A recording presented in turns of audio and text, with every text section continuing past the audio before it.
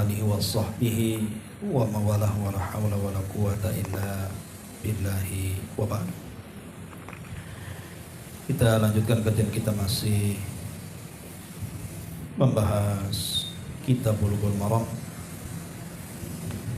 dan termasuk pada hadis ke 534 dan seterusnya.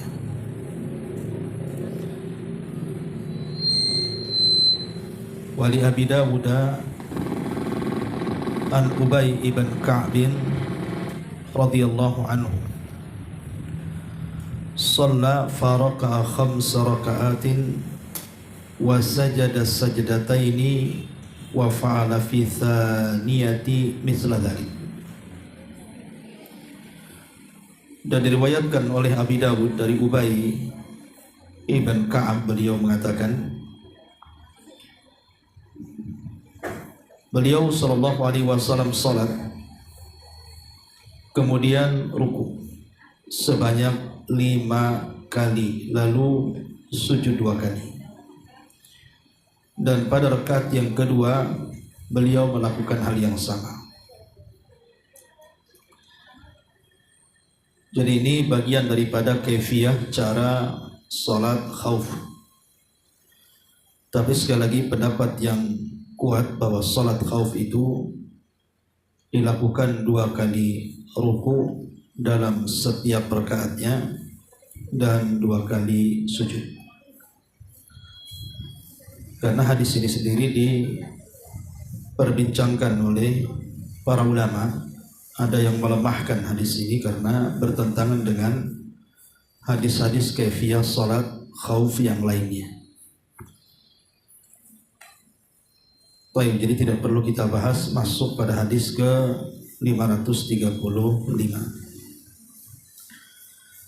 An Ibni Abbas radhiyallahu anhu maqala ma habbat rihun qattun illa jathan Nabi sallallahu alaihi wasallam ala rukbatayhi wa qala Allahumma ij'alha rahmatan wa la taj'alha adzaban. Rawahu Syafi'i wa Tabrani. Dari Ibnu Abbas radhiyallahu anhu dia berkata, setiap kali ada angin menghembus dengan kencang, maka Rasul sallallahu alaihi wasallam selalu berlutut dan berdoa, Allahumma ij'alha rahmatan, ya Allah jadikan angin yang menghembus ini sebagai rahmat, wala taj'alha adzaban, dan jangan engkau jadikan angin yang menghembus ini sebagai azab. Hadis ini dijelaskan oleh para ulama bahwa hadis ini tidak sahih. Hadis ini sangat lemah sekali sehingga tidak bisa dijadikan dalil. Walaupun demikian, hadis ini menjelaskan kepada kita tentang adab-adab apabila terdapat angin kencang yang menghembus di sekitar kita. Karena kita tahu bahwa angin itu bagian daripada dari tanda-tanda kuasa Allah Subhanahu wa taala. Terkadang angin itu membawa rahmat, terkadang angin itu membawa azab. Sehingga dari sini para ulama menjelaskan tentang beberapa adab dan hukum-hukum seputar angin. Di antaranya yang pertama, bahwa Allah Subhanahu wa taala menjadikan angin ini sebagai sumpah dalam Quran. Dan itu dijelaskan di dalam surah Al-Mursalat, wal mursalati urfa. Mursalat itu artinya angin yang kencang. Dan dalam kaidah Al-Quran sering saya jelaskan bahwa tidaklah Allah bersumpah dalam Quran itu kecuali karena yang disumpahi itu memiliki kemuliaan. Karena banyak makhluk yang tidak dijadikan sumpah, hanya makhluk-makhluk tertentu dijadikan sumpah dalam Quran. Salah satunya angin. Karena angin ini memiliki kemuliaan. Kemudian yang kedua, bahwa angin ini adalah bagian rahmat Allah Subhanahu wa taala yang tampak. Makanya Allah Subhanahu wa taala mengatakan dalam surah Al-Furqan ayat 48, wa huwa alladzi arsala riyaha busyra, dan dialah yang telah mengutus angin itu sebagai kabar gembira. Karena banyak fungsi angin itu. Salah satunya menurunkan hujan, kemudian juga menebarkan benih-benih di mana-mana, dan begitu seterusnya. Kemudian yang ketiga, tapi terkadang juga angin bukan hanya membawa rahmat, seperti yang dirasakan Nabi SAW setiap melakukan pertempuran di pagi hari, maka Rasul selalu ditolong dengan angin soba. Tetapi terkadang juga menjadi adab, sebagaimana yang dialami oleh kaum Ad. Kaum Ad itu dihancurkan dengan angin sore, atau disebut dengan dabur. Kemudian yang keempat, bahwa seorang muslim ketika berhadapan dengan angin, karena angin adalah bagian daripada makhluk Allah Subhanahu wa taala, maka pertama kita tidak boleh mencela angin. Karena Nabi SAW bersabda, la tasubbu riha, jangan kalian mencela angin. Karena angin bagian daripada makhluk yang Allah ciptakan dan Allah tundukkan kepada kita, dan banyak nikmat karena angin. Maka jangan pernah mencela angin. Yang kedua, kalau ada angin kencang yang kira-kira membahayakan, maka seorang muslim haruslah merasakan takut yang bersangkutan. Karena bisa saja itu bukan rahmat yang dikirim, tapi azab Allah yang dikirim. Boleh jadi karena dosa-dosa yang kita lakukan. Kemudian yang ketiga juga, disunahkan untuk berdoa ketika ada angin, tentu dengan doa yang sahih. Tadi kalau dalam riwayat yang kita baca hadisnya lemah, tapi ada hadis yang sahih yang kita disunnahkan apabila ada angin berhembus dengan sangat kencang, apa doanya? Sebagaimana hadis Aisyah Ummul Mukminin radhiyallahu anha dari riwayat Muslim, Allahumma inni as'aluka khairaha, ya Allah, aku meminta kepadamu dari kebaikan angin ini, wa khaira ma fiha, dan kebaikan yang ada di dalam angin itu, wa khaira ma ursilat bihi, dan aku juga berlindung dari angin yang kau hembuskan, wa a'udzubika min syarriha, dan aku berlindung dari keburukan angin, wa syarri ma fiha, dan keburukan yang terkandung padanya, wa syarri ma ursilat bihi, dan keburukan yang kau hembuskan lewat angin itu. Jadi ini doa yang dianjurkan, Allahumma inni as'aluka min khairiha wa khairi ma fiha wa khairi ma ursilat bihi wa a'udzubika min syarriha wa syarri ma fiha wa syarri ma ursilat bihi. Ini doa yang sahih yang dianjurkan untuk dibaca. Ma'asyiral muslimat yang dimuliakan Allah Subhanahu wa taala. Kemudian juga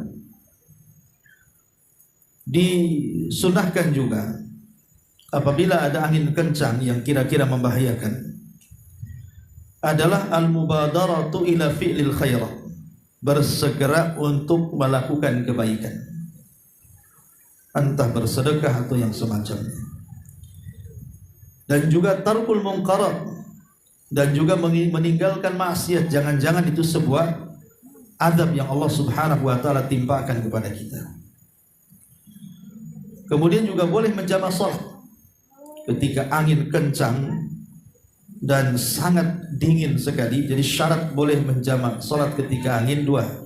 Pertama, anginnya sangat kencang. Yang kedua, membawa hawa yang sangat dingin sekali. Maka Syekhul Islam Ibnu Taimiyah membolehkan dengan dua syarat tadi, anginnya kencang dan membawa hawa dingin. Adapun tentang apakah kemudian disunahkan melaksanakan salat, seperti halnya ketika melihat gerhana. Ketika melihat gerhana ada salat gerhana. Bagaimana kalau seandainya ketika ada angin kencang sekali sampai kemudian mengangkat atap-atap rumah seperti datang angin puting beliung yang sering terjadi di Batam ini? Maka sebagian ulama mereka mengatakan disunahkan sholat. Disunahkan sholat sama seperti halnya ketika ada gempa dan ada gerhana. Tapi sebagian yang lain mengatakan tidak, cukup berdoa saja. Dan ini mazhab Hambali. Mazhab Hambali mengatakan bahwa tidak disunahkan sholat. Alasannya satu, karena Nabi SAW di zamannya pun pernah terjadi gempa, tapi Rasul tidak sholat. Dan di zamannya juga pernah terjadi angin ribut dan Rasul tidak sholat. Kemudian juga di masa Umar, di Madinah pernah terjadi gempa, Umar pun tidak sholat. Dan juga pernah terjadi angin, Umar pun tidak sholat. Dari sini ada dua pendapat, ada yang mengatakan disunnahkan sholat, karena itu bagian daripada tanda-tanda kuasa Allah yang Allah hantarkan kepada kita untuk menakut-nakutinya. Dan ini pendapat Ibnu Taimiyah, kemudian juga pendapat Abu Hanifah, termasuk Syekh Utsaimin. Al-Imam Ibnu Utsaimin rahimahullah ta'ala mengatakan sunnah sholat, karena dikiaskan kepada perkara-perkara yang menakutkan. Tetapi sebagian ulama yang lain tidak, seperti Hanabilah, karena tidak pernah dicontohkan Nabi SAW sholat ketika ada angin yang berhembus itu. Taib ma'asyiral muslimat yang dimuliakan Allah Subhanahu wa ta'ala, dari sini ada beberapa sunnah sholat sebenarnya yang dijelaskan para ulama saat seseorang itu mengalami ketakutan. Di antaranya adalah sholat 2 rakaat sebelum orang itu dibunuh.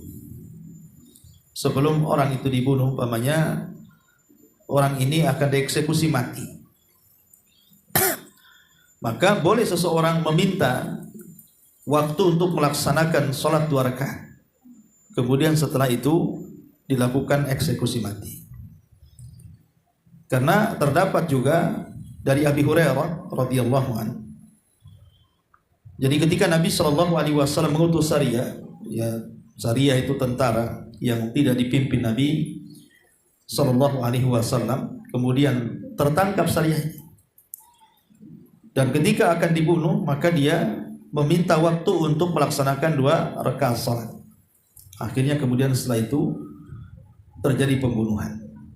Ini juga dianjurkan kata para ulama salat 2 rakaat sebelum dibunuh. Kemudian juga salat 2 rakaat setelah manusia itu melihat mimpi yang sangat menakutkan. Jadi kalau seseorang mimpi yang sangat menakutkan, maka dianjurkan salat sebagaimana hadis Abi Hurairah radhiyallahu anhu, "Idza qaraba az-zamanu lam takad ru'yal muslim taqdib wa asdaqukum ru'yan asdaqukum haditha wa ru'yal muslim juz'un min khamsi wa arba'ina juz'an minan nubuwah war ru'ya thalathatun faru'ya salihatu bushra min Allah wa ru'ya ma yuhaddithul mar'u nafsa fa in ra'a ahadukum wa la yuhaddits bihan nas." Rasul mengatakan bahwa mimpi itu ada tiga macam. Mimpi baik dari Allah, mimpi buruk dari syaitan, dan mimpi akibat banyak melihat dalam mimpinya hal-hal yang sangat menakutkan, maka berdirilah kemudian melaksanakan salat dan jangan menceritakan kepada manusia.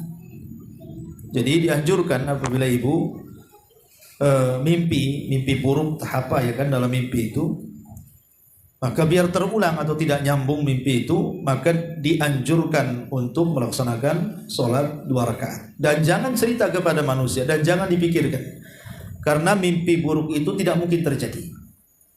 Mustahil mimpi buruk itu terjadi karena dia datang dari syaitan, ataupun mimpi karena banyaknya kepikiran, banyak utang, kepikiran, kebawa mimpi pula, ya. Maka itu tidak akan terjadi. Yang memungkinkan mimpi itu terjadi adalah mimpi baik. Makanya disunahkan untuk menceritakan kepada orang yang ibu bisa percaya untuk mentakwilkan baik. Tapi syahidnya di sini adalah di antara hal yang dianjurkan melaksanakan salat 2 rakaat adalah saat mimpi buruk. Kemudian juga yang ketiga, salat khusuf yang kita bahas ini. Salat khusuf ataupun salat kusuf, maka disunnahkan juga untuk melaksanakan salat 2 rakaat dengan 2 kali ruku dan 2 kali sujud setiap rakaatnya. Dan itu pendapat yang kuat. Kaifiyah tata cara salat kusuf, ya. Ma'asyiral muslimat yang dimuliakan Allah Subhanahu wa taala. Adapun kemudian masalah angin tadi sudah saya jelaskan, kalau seandainya ada angin yang sangat menakutkan, maka pendapat yang kuat tentang masalah ini wallahu alam berdasarkan tarjih daripada Al-Imam Ibnu Utsaimin rahimahullahu taala ketika beliau menjelaskan tentang salat yang disebabkan karena takut yang bersangkutan.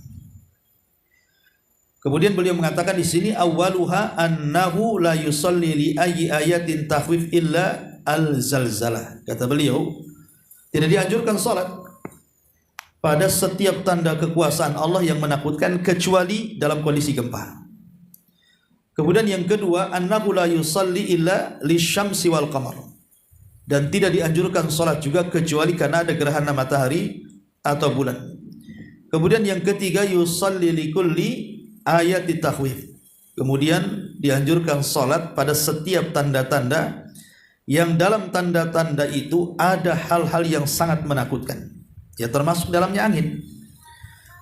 Lah, perkataan Ibnu Taimiyah, perkataan Syekh Utsaimin rahimahullahu taala ini mengambil dari perkataan Syekhul Islam Ibn Taimiyah rahimahullahu taala, dan ini pendapat yang kuat wallahu a'lam. Tetapi sekali lagi kita tidak menafikan ada perselisihan ulama di sini. Berarti kalau kita simpulkan tanda-tanda kuasa Allah yang mendatangkan rasa takut yang disunahkan untuk salat, pertama salat kusuf. Kemudian yang kedua salat ketika hendak dibunuh. Kemudian yang ketiga salat ketika ada angin kencang, ya, yang menghembus dan kira-kira membahayakan. Kemudian yang keempat ketika ada mimpi yang sangat-sangat menakutkan, ya. Kemudian yang kelima, tanda apapun dari tanda-tanda yang di hadapan kita yang Allah utus kepada kita yang sifatnya sangat menakutkan kepada kita, maka disunnahkan untuk salat. Tentu dalilnya adalah secara umum adalah firman Allah Subhanahu wa taala, wasta'inu bis sabri was salat. Al-Baqarah 45, mintalah pertolongan dengan kesabaran dan dengan salat. Ya. Jadi ketika ada hal-hal yang menakutkan, apa yang harus kita lakukan ketika kita minta pertolongan? Minta pertolongan kepada Allah dengan cara apa? Sabar, kemudian salat. Ayat ini umum, ya, bahwa salat juga dijadikan salah satu amalan saat kita sedang takut. Bahkan bukan hanya sedang takut saja, bahkan dalam permasalahan-permasalahan yang kita hadapi, ibu ada masalah, sudah berusaha mencari jalan keluar juga buntu, tidak terurai-urai, maka salat. Ya, sebagaimana Nabi SAW itu kan, Nabi SAW idza hazabahu amrun fazia ila salat. Rasul itu kalau ada hal-hal yang membuat mumet pikirannya, tidak bisa berjalan gitu ya, memutuskan sebuah perkara atau menguraikan sebuah masalah, maka Nabi SAW langsung salat. Kemudian meminta kepada Allah Subhanahu wa taala agar permasalahannya itu diuraikan, ya. Ma'asyiral muslimat yang dimuliakan Allah Subhanahu wa taala. Kemudian juga asar sahabat. Seperti dari Abdullah ibn Abbas radhiyallahu anhuma. Jadi apabila beliau ada permasalahan, maka beliau juga langsung melaksanakan salat. Kemudian juga perkataan ulama salaf seperti Muhammad ibn Nasir al-Marwazi rahimahullahu taala mengatakan, "Fazahu sallallahu alaihi wasallam inda syada'id ila salati." Maka Nabi sallallahu alaihi wasallam kalau ada hal-hal yang menakutkan, kata Imam Muhammad ibn Nasir al-Marwazi, maka beliau langsung melaksanakan salat. Termasuk juga Imam Ibnul Qayyim ketika beliau menjelaskan tentang manfaat salat, apa kata beliau? Falaha ta'thirun ajibun fi hifdzi sihhatil badani wal qalbi wa quwwahuma, kemudian wadaf'il mawadi radi'ati anhuma wa mabtuliya rajulani bi ahatin aw da'in aw mihnatin aw baliyatin illa kana haddul musalli minhuma aqal wa akibatuhu aslam. Jadi kata Imam Ibnul Qayyim, salat itu memiliki pengaruh yang luar biasa ajibnya. Ketika dengan salat itu bisa menjaga kesehatan badan dan hati, dan kekuatan badan dan juga hati. Termasuk juga bisa menghindarkan dari apa-apa yang menimpa padanya dari berbagai macam ujian dan juga cobaan. Berbagai macam ujian dan cobaan, orang yang salat itu akan memiliki pengaruh yang luar biasa, kata beliau. Jadi bisa menghilangkan hal-hal yang menimpa kepadanya dari ibtila, ujian, bahkan penyakit, bahkan juga al-mihan, ya sama juga ujian kepada orang yang salat. Nah, dari sini kita tahu bahwa sangat dianjurkan salat itu dalam kondisi-kondisi tertentu ketika seseorang mengalami ketakutan yang bersangatan. Ya, karena Allah mengatakan wasta'inu bis sabri was salat. Ma'asyiral muslimat yang dimuliakan Allah Subhanahu wa taala. Itu di antara faedah daripada hadis ini. Kemudian juga hadis ini Nabi sallallahu alaihi wasallam mengatakan, Allahumma ij'alha rahmatan wa la taj'alha adzaban. Ya Allah, jadikanlah dengan angin itu rahmat, dan jangan pula jadikan angin itu sebagai azab. Tentu secara makna sahih hadis ini. Hadis ini secara makna sahih. Kalau seandainya kita amalkan hadis ini bukan karena riwayatnya, karena riwayatnya kan lemah, ya, tetapi hanya mengambil maknanya saja, maka tidak masalah. Mengambil maknanya saja karena maknanya bagus dan tidak bertentangan maknanya. Ya Allah, jadikan angin ini sebagai rahmat dan jangan kau jadikan angin ini sebagai azab. Ya. Dan tanda-tanda kuasa Allah Subhanahu wa taala itu umumnya memang bisa mendatangkan rahmat, bisa mendatangkan azab. Seperti hujan. Hujan ini bisa mendatangkan rahmat, tapi satu sisi juga bisa mendatangkan azab. Bagaimana kita saksikan di negeri kita saja, bahkan di Batam sendiri kalau hujan itu seharian sampai 2-3 hari hujan tak berhenti-berhenti, kita lihatlah kebanjiran di mana-mana. Bisa saja itu sebagai azab dari Allah Subhanahu wa taala untuk mengingatkan orang-orang yang berbuat dosa. Tetapi juga bisa menjadikan rahmat. Yang tadi banyak debu akhirnya hilang debunya. Kemudian tanaman-tanaman juga jadi menghijau, dan kita pun yang enggak punya air bisa menampung air, dan banyak rahmat Allah Subhanahu wa taala. Dan rahmat itu ada dua macam. Ada rahmat yang sifatnya umum. Jadi mencakup mukmin dan kafir. Jadi orang kafir pun merasakan rahmat Allah. Sebagaimana orang-orang yang beriman merasakan rahmat Allah, maka orang-orang kafir juga merasakan rahmat Allah Subhanahu wa taala. Dan itu rahmat yang ada kandungannya dalam nama Allah Ar-Rahman. Jadi kandungan nama Allah Ar-Rahman itu sifatnya ada rahmat. Tetapi Ar-Rahim itu berbeda, walaupun sifatnya sama. Dari Ar-Rahman sifatnya rahmat, dari Ar-Rahim juga sifatnya rahmat. Tapi Rahman ini lebih umum, mencakup mukmin dan kafir. Tapi Rahimnya Allah tidak diberikan kecuali orang-orang yang beriman. Dan rahmatnya Allah Subhanahu wa taala yang bersyirikat antara mukmin dan kafir itu sebatas dunia. Ingat ya, sebatas dunia saja. Rahmatnya Allah kepada mukmin dan kafir yang bersyarikat antara mukmin dan kafir itu sebatas dunia. Makanya Allah Subhanahu wa taala memberikan nikmat itu kepada orang yang dicintai dan kepada orang yang tidak dicintai. Tetapi Allah tidak memberikan iman kecuali yang dicintainya saja. Harta bisa dibagi sama Allah. Qarun kaya, Sulaiman kaya, Abu Bakar kaya, Abu Lahab juga kaya. Bisa dibagi harta itu. Tapi iman tidak bisa dibagi. Iman itu hanya Allah Subhanahu wa taala berikan kepada orang-orang yang dicintainya saja. Maka kita tahu bahwa rahmat khusus itu hanya diberikan kepada orang yang beriman. Adapun rahmat umum disyirikatkan semua manusia, mukmin, kafir, bahkan binatang-binatang, tumbuh-tumbuhannya pun mendapatkan rahmat dari rahmat-rahmat Allah Subhanahu wa taala. Taib, ini diantara faedah dari hadis yang ke-535. Kemudian hadis berikutnya, wa anhu, maksudnya dari Ibnu Abbas radhiyallahu anhuma, shalla fi zalzalati sitti raka'atin wa arba'a sajadatin wa qala hakadha salatul ayat. Wa dzakara Syafi'i an Ali mithlahu duna akhirih. Dari Abdullah ibn Abbas radhiyallahu anhu, beliau salat ketika terjadi gempa 6 rakaat dan 4 sujud. Kemudian beliau mengatakan, beginilah salat ketika ada tanda-tanda kuasa Allah Subhanahu wa taala. Wallahu alam, riwayat ini memang lemah, ya, tetapi asal salat itu kembali kepada kaifiah yang kita kerjakan. Artinya salat sunnah yang ibu pahami ya seperti itu, 2 rakaat salam gitu ya. Karena kaifiah salat itu kan sudah ditentukan.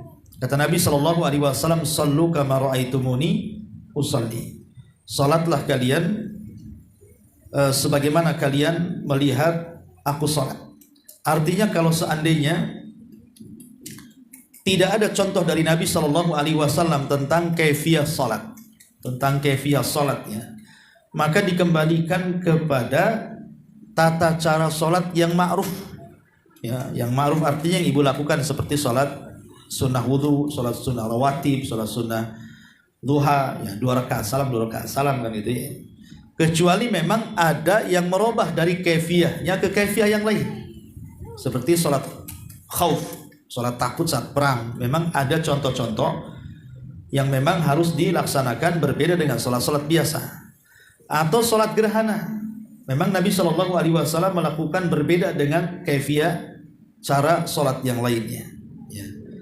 Adapun tentang masalah salat yang dijelaskan tadi ketika gerhana, melaksanakan salat dengan 6 ruku dan juga 4 sujud, ya, maka para ulama mengatakan bahwa ini tidak ada dari Nabi SAW. Jadi ini tidak ada dari Nabi SAW. Warrajih annahu la yujad salatal khasah bihadil ayah. Dan yang kuat bahwa tidak ada salat khusus ketika melihat ada tanda-tanda yang ma'ruf seperti dijelaskan di sini ketika terjadi gerhana. Jadi tidak ada salat khusus. Berarti kalau tidak ada salat khusus, berarti dikembalikan kepada salat sunnah yang ibu biasa lakukan. Ya, karena riwayatnya sendiri diperbincangkan oleh para ulama. Wallahu alam, ini yang jadi permasalahan. Tetapi kemudian ulama juga, apakah juga salat ini juga disunahkan kepada tanda-tanda yang lain ketika umpamanya terjadi wabah, seperti kemarin terjadi corona gitu ya, ataupun wabah taun gitu ya. Apakah juga disunahkan kalau terjadi wabah kayak kemarin itu, wabah corona itu kan termasuk tanda-tanda juga kan yang menakutkan, ya kan? Maka kalau kita mengambil pendapat Al-Imam Ibnu Utsaimin bahwa setiap tanda-tanda yang menakutkan itu disunahkan salat, maka ya disunahkan salat. Tetapi sekali lagi kalau kita melihat pendapat Hanabilah, pendapat Mazhab Ahmad, maka mereka hanya mencukupkan kepada sholat gempa saja. Jadi selain daripada gempa maka tidak ada riwayat yang disunahkan sholat di dalamnya. Itu yang mencukupkan ketika tanda-tanda yang menakutkan. Dalam mazhab Hambali mengatakan hanya gempa saja, selain itu tidak ada. Ya mungkin sholat kusuf jelas ya kan, ada. Maksudnya ketika ada angin, ketika ada wabah, ketika ada apa tidak disyariatkan. Tapi sebagian para ulama mengatakan bahkan disyariatkan. Seperti pendapat Syafi'i, Imam Syafi'i mengatakan disyariatkan, baik secara individu ataupun secara berjamaah. Dan itu juga pendapat Ibnu Taimiyah rahimahullahu ta'ala. Beliau mengatakan tusalla salatul kusuf likulli ayatin kazzalazilati wa ghairiha. Sunnah salatnya seseorang ketika menghadapi kusuf, kata beliau, artinya gerhana, ataupun setiap tanda-tanda yang menakutkan seperti gempa dan yang lainnya. Beliau mengatakan dan yang lainnya. Kemudian dikuatkan juga perkataan Syekh Utsaimin, yusalli likulli ayatin tahwid. Disunahkan salat pada setiap tanda-tanda yang menakutkan, berarti termasuk di dalamnya juga ada wabah yang menakutkan kita seperti wabah corona dan yang semacamnya. Wallahu alam, ini diantara uraian para ulama. Tapi sekali lagi ini masalah khilaf, terserah mau memilih pendapat yang mana. Baik, saya kira sampai di sini cukup 3 hadis saja secara singkat penjelasannya. Sebelum saya tutup, silakan kalau ada yang mau bertanya.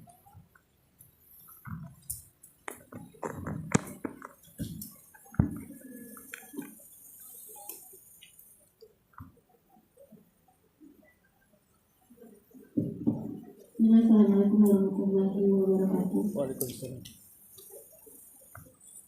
Ustaz, berarti sholat yang diajarkan oleh Rasulullah itu ketika tanda-tanda alam yang tadi Ustaz sebutkan itu hanya berada di sholat gerhana, sholat khauf, dan sholat minta hujan.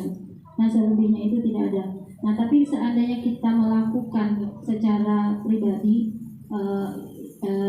tanpa karena tadi hadis yang disebutkan adalah hadisnya itu lemah, kita melakukan misalnya setiap kali kita mengalami masalah rasa ketakutan seperti kebakaran atau apa, itu masuk ke dalam sholat yang disunahkan seperti yang disebutkan oleh Syekh Utsaimin tadi. Nah, ya, alhamdulillah. Ya, kalau melihat keumuman perkataan atau fatwa daripada Syekh Utsaimin, yusalli likulli ayati tahwif, kata beliau, sunnah hukumnya salat 2 rakaat setiap melihat tanda-tanda yang sangat-sangat menakutkan.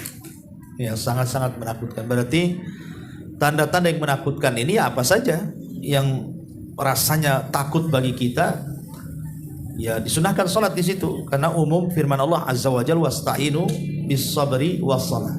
Mintalah pertolongan dengan sabar dan dengan salat tadi. Jadi apakah kemudian kalau terjadi kebakaran hebat gitu kan, kemudian juga disunahkan sholat menurut fatwa Syekh Utsaimin? Ya, karena kebakaran juga tanda-tanda kuasa Allah kan gitu. Allah memerintahkan api untuk membakar, dan itu juga tanda-tanda yang menakutkan kita kalau kita melihat api. Maka kalau melihat fatwanya Syekh Utsaimin, ya sunnah sholatnya. Tapi kalau kita melihat madhab sendiri, kan Imam Syekh Utsaimin itu kan kebanyakan madhab Hambali, ya kan. Tapi kalau kita lihat di sini dia menyelisihi madhab Hambali kan gitu, madhabnya. Karena kalau madhab Hambali justru hanya mencukupkan yang disyariatkan saja. Kalaupun selain daripada istisqa kemudian gerhana adalah sholat gempa, itu saja. Ya, selain itu dalam madhab ini tidak ada sholat kecuali doa. Tapi kalau kita melihat pendapat Imam Syafi'i, kemudian Ibnu Taimiyah, kemudian juga fatwa daripada Syekh Utsaimin, ya pokoknya tanda-tanda yang menakutkan, ya sunnah hukumnya sholat 2 rakaat. Wallahu a'lam. Ustaz, kalau misalnya terjadi gempa, nah orang yang memutuskan sholat saat terjadi gempa itu dihukumin dia wajib atau melihat dari kondisinya, atau disunahkan atau bagaimana, atau anjuran aja Ustaz? Lihat juga, sholat saat terjadi gempa. Lihat kondisi. Kalau sekiranya gempanya itu kuat dan bisa mencelakakan jiwa, maka menghargai jiwa lebih mulia. Sebaiknya menyelamatkan diri. sebaiknya menyelamatkan diri dan memutus sholatnya. Karena bagaimanapun menjaga jiwa kan penting. Jangankan dalam kondisi gempa, ibu sedang sholat, itu dalam fikih dijelaskan. Umpamanya kita sedang sholat, kemudian kita melihat ada anak kecil yang belum berakal mendekati sumur dan hampir masuk ke dalam sumur. Tidak boleh kita melanjutkan sholatnya, walaupun sholat wajib, harus membatalkan dan menyelamatkan anak itu. Itu jiwa orang kan gitu ya, apalagi jiwa sendiri ya. Maka sebaiknya kalau kita dalam masjid atau musola kemudian terjadi gempa hebat, putuskan saja sholat, kemudian selamatkan jiwa, karena sholat bisa diulang. Tapi kalau jiwa itu tidak bisa dikembalikan kalau udah mati ya. Kalau sholat kan bisa diulang. Umpamanya ini kita batalkan, selesai gempa kita bisa sholat lagi, mengulang sholatnya. Karena sekali lagi menjaga jiwa itu lebih penting. Menjaga jiwa itu lebih penting, karena syariat juga disyariatkan kepada kita itu salah satunya untuk menjaga 5 perkara lah. Salah satu dari 5 perkara itu adalah hifdzul anfus, untuk menjaga jiwa. Jadi sebaiknya putuskan sholatnya, kemudian selamatkan jiwanya, kemudian baru setelah tenang kemudian sholat lagi. Ya, adapun yang terjadi di di YouTube ketika gempa, dia berusaha terdiam dan begitu seterusnya ya kan. Ya mungkin dia punya tawakal kuat, tapi secara fikih sholat itu sebenarnya salah. Ya, dia harus membatalkan sholatnya sebenarnya karena dia harus menjaga jiwanya. Wallahu a'lam.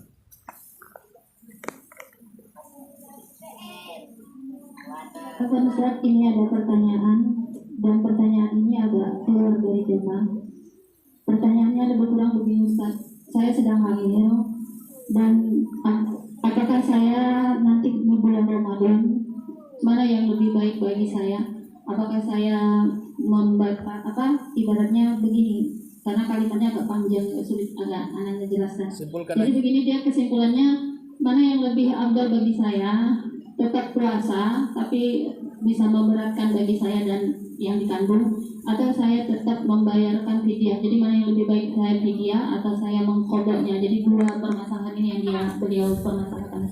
Nah, ya alhamdulillah, ini kan masalah khilaf ulama ya tentang masalah orang yang hamil. Ini kan orang yang hamil ya, bukan orang yang menyusui kan. Orang yang hamil itu kan membatalkan puasa itu karena 3 perkara. Pertama, dia takut kepada dirinya, janinnya tidak ada masalah. Tapi kalau puasa, kesehatan ibunya yang jadi masalah. Ini yang pertama. Atau kebalikannya, ibunya nggak ada masalah, tapi kalau dipaksa puasa, janinnya masalah. Atau dua-duanya masalah, ibu dan janinnya masalah. Makanya dari 3 perkara inilah, maka orang yang sedang menyusui atau yang sedang hamil itu dibolehkan untuk tidak berpuasa di bulan Ramadan. Cuman yang jadi persoalan adalah apakah orang yang seperti ini cukup bayar fidyah saja, ataukah qadha, ataukah dua-duanya? Ini masalahnya. Ini terjadi khilaf panjang di antara ulama masalah ini. Ada yang mengatakan cukup fidyah saja, tapi juga ada yang mengatakan tidak. Lihat, kalau dia takut kepada dirinya,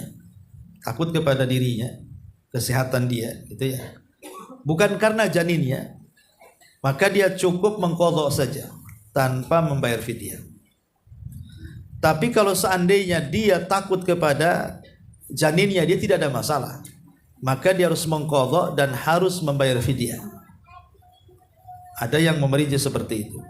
Tapi ada yang mengatakan orang seperti ini baik takut kepada dirinya atau kepada janinnya tetap mengqadha puasanya. Tidak ada fidyah, dia qadha saja. Dan ini pendapat yang dikuatkan oleh para ulama Najd.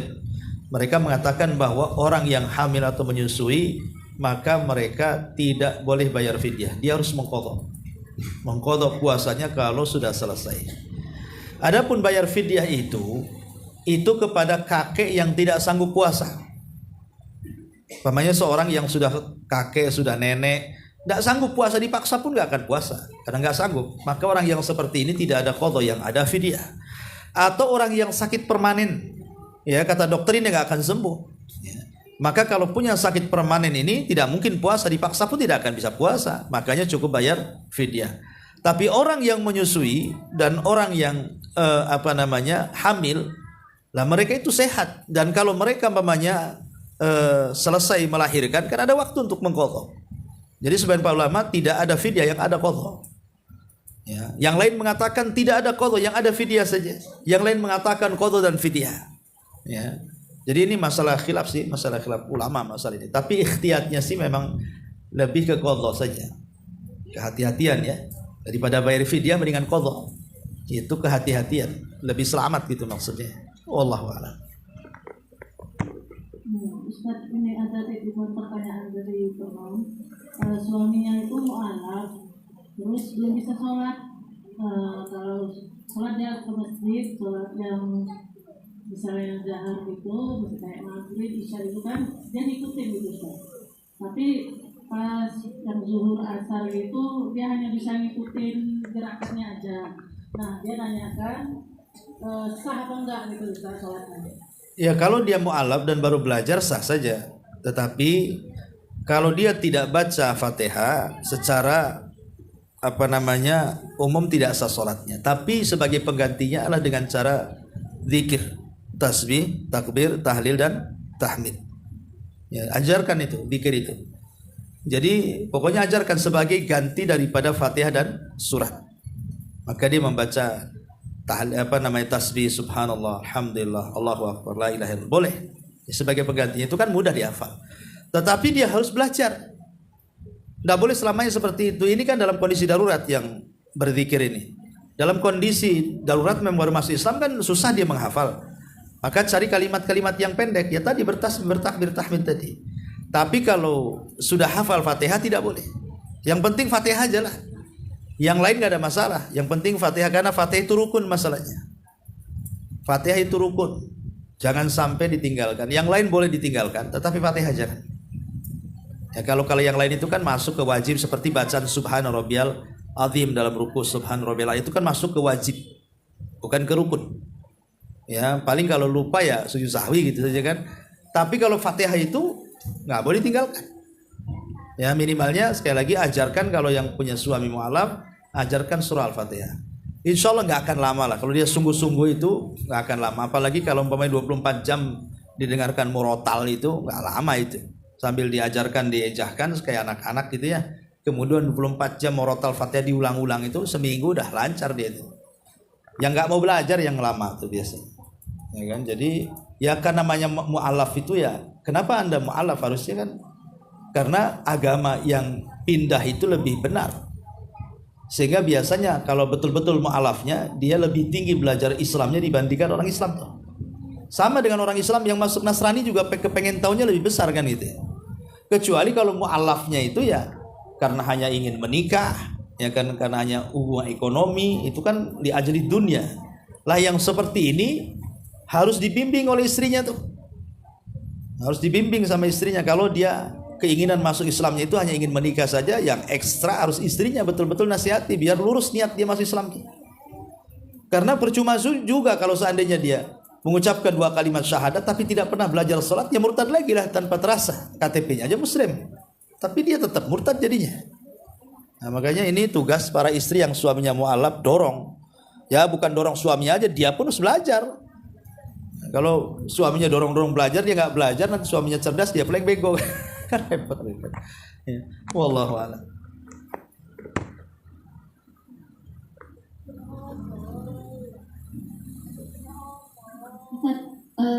Ustaz, apa Ustaz tadi yang hadis terakhir yang kita baca yang dari Ibnu Abbas itu yang hadisnya itu lemah.